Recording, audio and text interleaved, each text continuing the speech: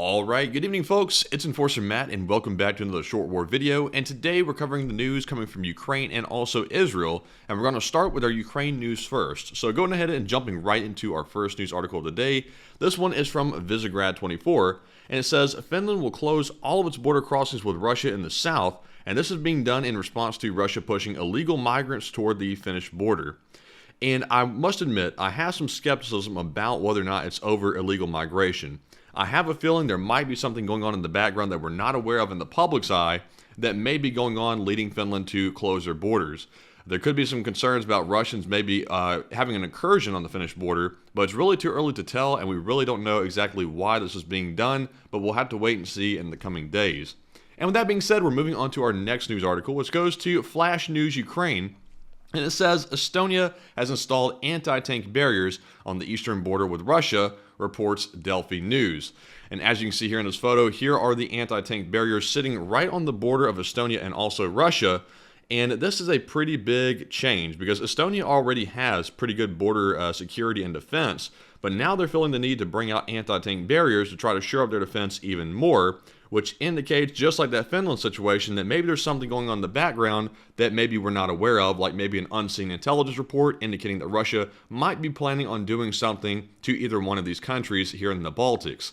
But with that being said, we're moving on to our next article here, which goes to the Kyiv Post, and it says the Kremlin spokesman predicts that the next Russian president is going to be the same. And you can take this for what you will, but obviously elections in Russia are not free, even though Russia tries very hard to make them seem that way. They are not. And Dmitry Peskov is the one that said that, who's the Kremlin spokesperson, and he said that in response to a question about whether or not the president was going to be back again in the next term. And he said, quote unquote, it'll be the same or different, but the same. So, you can take that multiple different ways. That means either that Putin's going to get reelected, or it could mean that somebody who's very similar to Putin is going to get put in his place to make it seem like they're switching things up. Either way, it's pretty much a certainty at this point that Putin's going to win, and he'll either win by 99% or maybe 99.5%, but he's certainly going to win again, in my opinion. But anyways, moving on to our next post of the day. This one is from Insider Paper, and it says, Russian general critical of Putin's Air Force found dead with wife under mysterious circumstances. And this is obviously, right off the bat, looks like another general falling out of a window. And down here, if we look at what the mysterious circumstances was, it was actually the Russian general found dead in his village home with his wife, and they said it looks like they passed away in their sleep due to carbon monoxide poisoning. This would be maybe a normal story if this wasn't a Russian general, but considering the previous history of Putin knocking off Russian generals whenever they do something that he doesn't like, and this particular general had just been critical of Putin's Air Force, this does not look like an incidental occurrence. It looks like something that was set up by the Kremlin, and obviously we never really have any direct evidence of it, but you can pretty much infer it from the circumstances. It's pretty much straightforward. And with that, we are moving on to our Israel news. We have some pretty big stories in this area of the world as well. Starting off with our first one here, which is from FITUX News. It says, there have been several attacks against U.S. forces in Syria today, resulting in multiple minor injuries, says the U.S. defense official from VOA News. And we do have some more information about this story in our next one here from Carla Babb, who is a reporter with the VOA.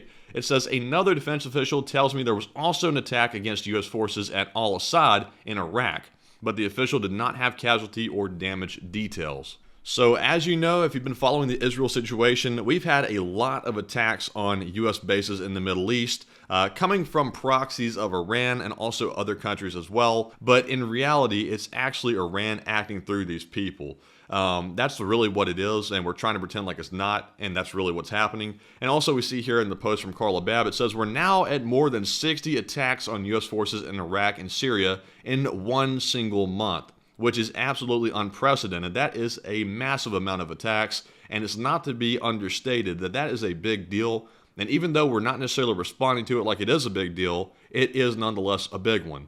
And, the U.S. has only conducted, I think, 3 or 4 retaliatory airstrikes against these proxies, and that's really not enough in my opinion. But of course, you're free to disagree. Go down to the comments below and let us know what you think about the situation, but that is where we stand. And moving on to our next post here, we have one from the Clash Report, and it says, Hamas and Israel have suspended negotiations on the release of hostages. And this most likely means that Hamas was being so unreasonable that Israel can't even continue to make any ground in the negotiation, which is bad news for the hostages. But unfortunately, at this point, Israel has to make the decision of whether or not they're going to back off their invasion of Gaza to eliminate the terrorists, or they're going to keep going forward and risk the hostages all getting killed by Hamas. I have no doubt in my mind that Hamas would carry out their threats to kill the hostages. They are that radical and insane, they would do it. But at the same time, it's a catch-22 because Israel really can't stop their invasion, or otherwise they risk allowing Hamas to regroup, and then they can attack Israel even worse then. So they're in a bad spot right now, but I'm confident that Israel will have to figure it out. And hopefully the U.S. is providing some advice and guidance in the background as well, which I'm sure they are, to help those hostages get released. Maybe we can offer something on our end that'll help them get freed.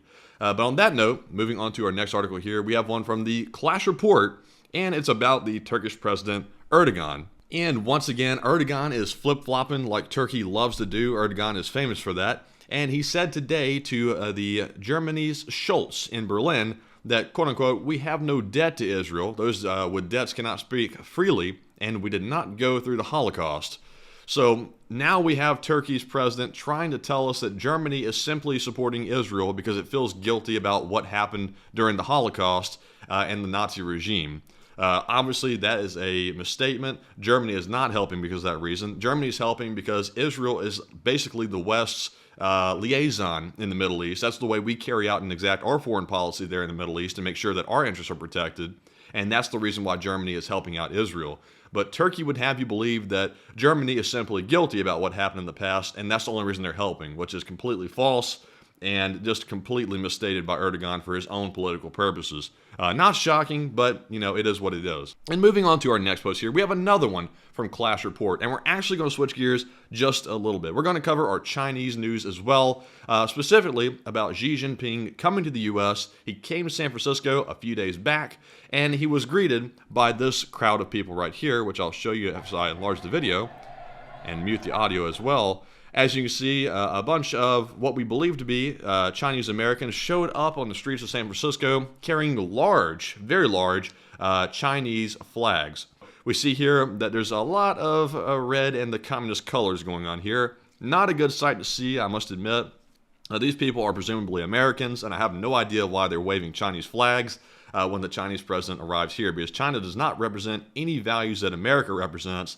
They're all about the dictatorship and keeping the Xi regime in power, which is not what the United States is about with our democracy. So we see that here. And also, many people were wondering, why did we bring Xi over to the U.S. in the first place? It really doesn't make any sense right now. And moving on to our next post here, we see that Xi Jinping says that China wants to be friends with the United States, and his nation won't fight a war with anyone.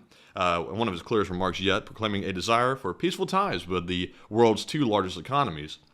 And that seems to be a shocker in itself as well, a complete 180. And you might wonder, why is Xi suddenly want to be friends with the United States? But as a gesture of goodwill and friendship, Xi Jinping has offered us pandas again, after we just sent back some pandas back to the Chinese mainland a while ago from the Washington National Zoo. We sent 3 back, and now they're offering to send some more back in return. Now, don't get me wrong, I do love pandas. They are very cute creatures, but at the same time, this situation is not going to be solved by sending us pandas. But anyways, moving on to our last post here, we have one from Unusual Wells, and this gives us the strongest indication of what Xi Jinping is actually up to. It says here that Xi Jinping needs U.S. capital because of mistakes at home that have hurt China's economic growth, and the U.S. President's administration ambassador to Japan has said. And obviously there we see that Xi is looking for money. That is the reason why he's showing up in the USA, and it's not because he actually wants to be friends. And I want you to note, this was actually said by the U.S. President administration's ambassador to Japan. So they are, an ambassador, and they're catching on to this, so hopefully everyone else is catching on to it as well. Xi is definitely not here for any honest purposes. He's here to either use us or he's here to deceive us, one or the other.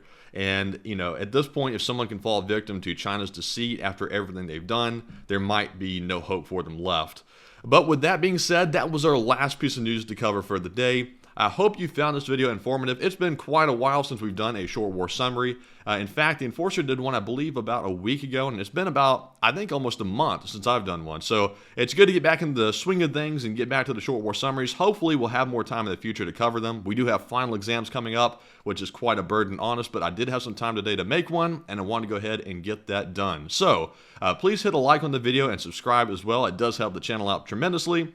And if you want more news on the topics we covered today, feel free to tune in at 10 p.m. Eastern every single night except for Monday nights, and we're covering the big news of each and every day around the world. And bye-bye for now.